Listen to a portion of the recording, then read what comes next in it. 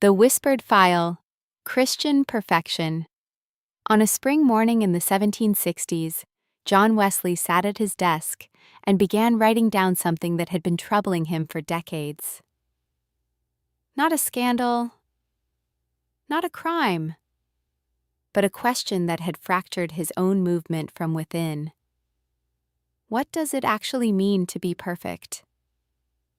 Wesley had spent his life preaching that Christians could achieve something called Christian perfection, a state of spiritual wholeness where love of God and neighbor ruled your every thought and action.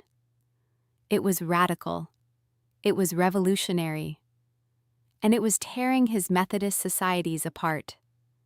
Preachers across England and America were claiming they'd reached it. Women in prayer meetings insisted they'd felt it descend on them like light. But Wesley began to notice something strange. The people claiming perfection weren't actually perfect. They still got angry.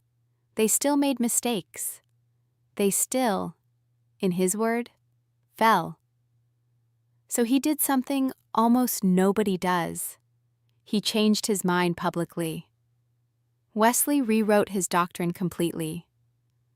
Perfection, he now said, wasn't sinlessness.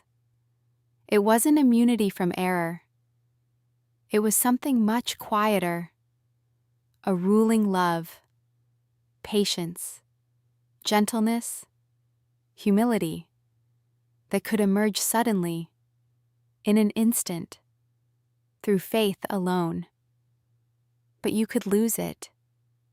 You could slip backward, and it might not come until the moment you died. What made this revision strange wasn't the theology. It was what it revealed. Wesley had been preaching certainty about something he'd never actually pinned down. He'd built a movement on a word, perfection, without knowing what it meant.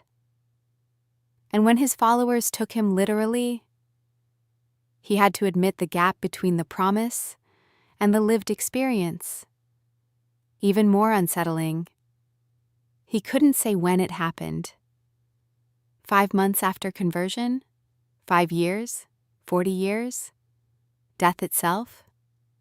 He simply didn't know. And he was honest enough to say so in writing. The doctrine of Christian perfection never went away, but after Wesley's retraction, it became quieter, less certain. Methodists still believed in it.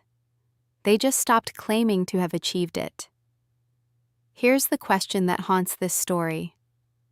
If Wesley, who shaped millions of spiritual lives, could be so wrong about something so fundamental for so long, what else might we be confidently teaching that we don't actually understand?